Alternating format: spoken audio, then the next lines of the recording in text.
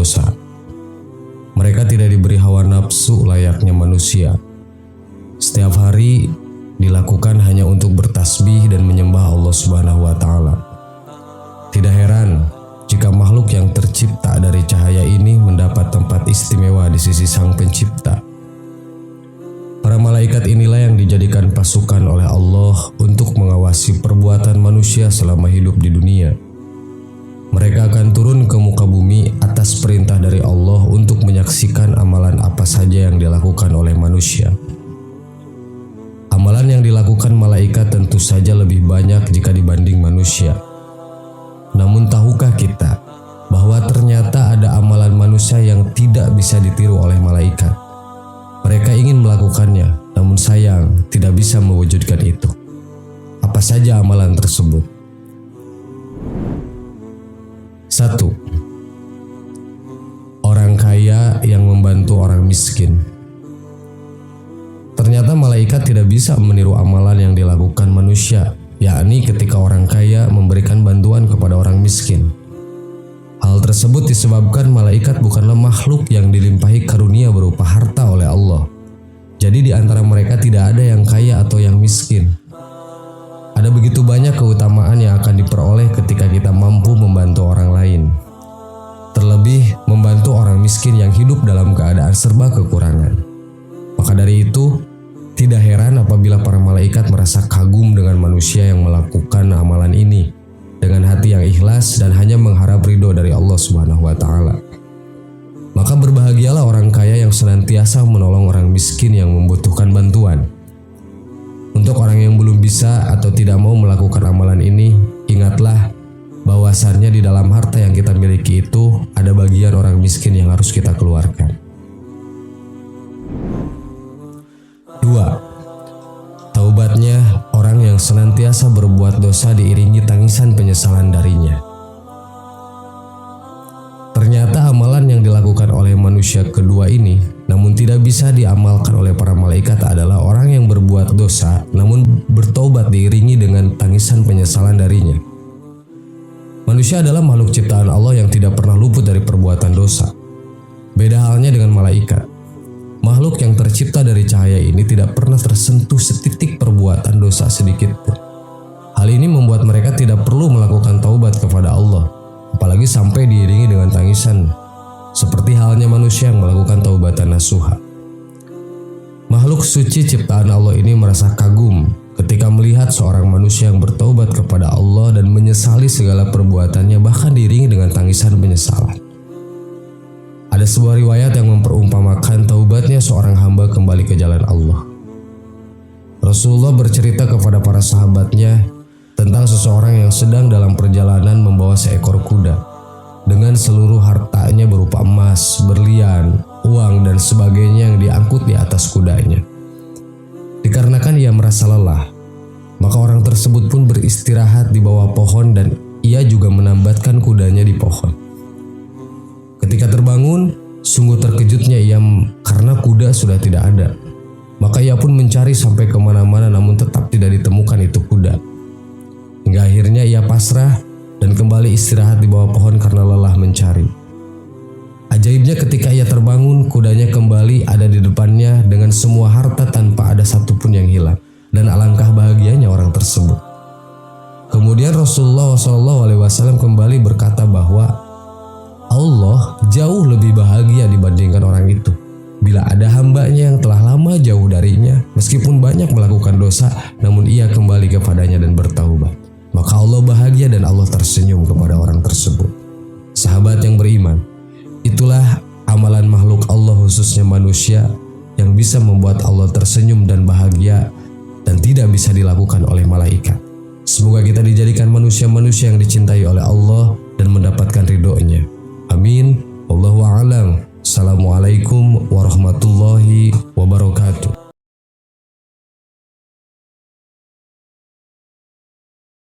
Bismillahirrahmanirrahim. Assalamualaikum warahmatullahi wabarakatuh.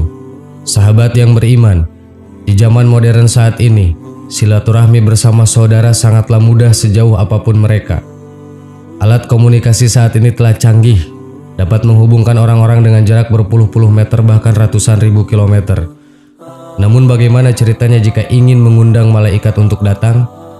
Simak terus videonya sampai akhir biar tidak gagal paham hanya di channel Belajar Islam. Satu lagi, jangan lupa tekan dulu tombol subscribe, like, dan share-nya agar menjadi berkah bagi kita semua.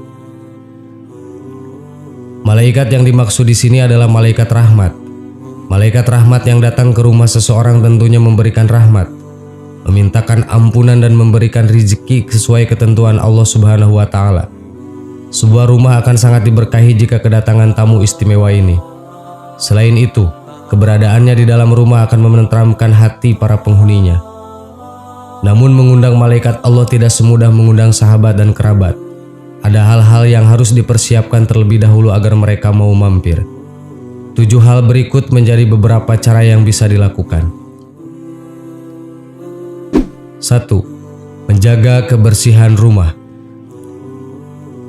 Meskipun rumah kecil, tidak mewah, asalkan bersih dan rapi, pasti akan membuat betah orang yang tinggal di dalamnya. Rumah yang selalu dijaga kebersihannya juga akan membuat tenang dan nyaman, terutama bila digunakan untuk beribadah.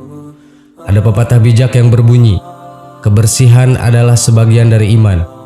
Kata pepatah bijak itu pasti akan mengingatkan seseorang untuk senantiasa menjaga kebersihan. Bila kita beriman, pasti akan selalu menjaga kebersihan, tidak terkecuali kebersihan rumah. Dan ini pun salah satu cara mengundang malaikat agar mampir ke rumah. 2. Menjaga kebersihan kamar mandi dan WC. Setan dan jin paling senang tinggal di dalam ruangan yang gelap, kotor, berbau, dan juga pada air yang menggenang atau tidak mengalir. Di antara ruangan di dalam rumah yang paling sensitif tentunya kamar mandi dan WC. Ruangan tersebut harus senantiasa dibersihkan, diberi wewangian, dan bila perlu diberi penerangan lampu sepanjang malam. Jika kamar mandi dan WC tidak pernah dirawat dan dibersihkan, setan dan jin akan menjadikannya sebagai rumah baru mereka. Jika sudah begitu, bukannya mengundang malaikat datang, malah mengundang setan yang akan datang. 3. Rajin sholat dan dzikir. Bila melakukan sholat di rumah, usahakan jangan hanya di satu ruangan, tapi jelajahilah setiap sudut ruangan. Hal itu untuk menjaga agar tidak ada satupun sudut ruangan di rumah yang menjadi jalan masuk atau tempat tinggal setan dan jin. Dengan menjadikan setiap ruangan rumah untuk beribadah, malaikat akan senang datang dari pintu mana saja. 4. Rajin baca Al-Quran. Malaikat paling senang mendengarkan bacaan Al-Quran. Jika ada orang membaca Al-Quran, malaikat akan mendekat ke sampingnya dan mendengarkan bacaan itu hingga selesai. Rumah yang selalu digunakan untuk membaca Al-Quran juga akan tampak bersinar. Perumpamaan rumah yang tidak pernah dibacakan Al-Quran adalah seperti kuburan, tidak bercahaya, suram, dan menakutkan. Ada hadis yang menceritakan bahwa dari Abu Hurairah radhiyallahu an, Nabi Muhammad SAW bersabda, "Janganlah kamu menjadikan rumahmu seperti kuburan dengan tidak pernah mengerjakan sholat dan membaca Al-Quran di dalamnya, karena setan akan lari dari rumah yang di dalamnya dibacakan surat Al-Baqarah." Hadis riwayat Muslim. 5. Tidak ada benda-benda yang dilarang. Apa yang disukai setan tidak disukai oleh malaikat. Benda-benda seperti patung, boneka, guci, gambar makhluk hidup adalah media yang sering digunakan oleh setan dan jin untuk menempatkan diri mereka. Mereka senang bersarang di dalam benda-benda tersebut. Sebaliknya, malaikat tidak mau masuk ke rumah yang di dalamnya ada patung. Ada hadis yang menjelaskan bahwa Rasulullah SAW bersabda, "Sesungguhnya malaikat tidak akan memasuki rumah yang di dalamnya terdapat anjing dan gambar patung." 6. Biasakan sholat malam. Di sepertiga malam, malaikat akan mencari orang-orang yang melakukan sholat malam, lalu turun dan mengaminkan doa mereka. Jika begini, alangkah indahnya bila kita bisa sholat qiyamul lail setiap malam. Pasti malaikat akan senantiasa datang dan mengaminkan permohonan kita kepada Allah Subhanahu wa Ta'ala. 7. Tidak memelihara anjing di dalam rumah. Anjing adalah hewan yang menyerupai setan dan bisa melihat setan. Di tubuhnya menempel najis. sehingga umat Islam dilarang memeliharanya jika tujuannya menyalahi syariat. Satu riwayat menceritakan bahwa Rasulullah SAW sedang mengadakan perjanjian dengan malaikat Jibril. Tapi malam itu malaikat Jibril datang terlambat. Ketika Jibril datang, Rasulullah SAW bertanya, "Mengapa engkau terlambat?" Jibril menjawab, "Karena tadi di rumah itu ada anjing. Ketahuilah, kami tidak akan memasuki rumah di dalamnya terdapat anjing dan gambar patung." Hadis riwayat Muslim. Apapun itu, baik rumah pribadi, rumah kontrakan, rumah sewa, rumah sepetak atau rumah gedong, jangan hanya digunakan sebagai tempat tinggal saja, tapi gunakanlah untuk hal-hal yang baik. Insya Allah rumah akan dipenuhi keberkahan. Sahabat yang beriman, itulah 7 hal yang bisa mengundang malaikat rahmat datang ke rumah kita dan memberi keberkahan atas izin Allah. Semoga bermanfaat. Amin. Wallahu a'lam. Wassalamualaikum warahmatullahi wabarakatuh.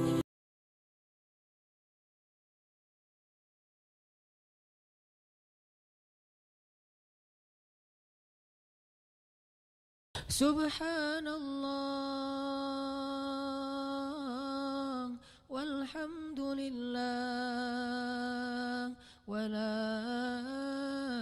ilaha illallah wallahu akbar. Subhanallah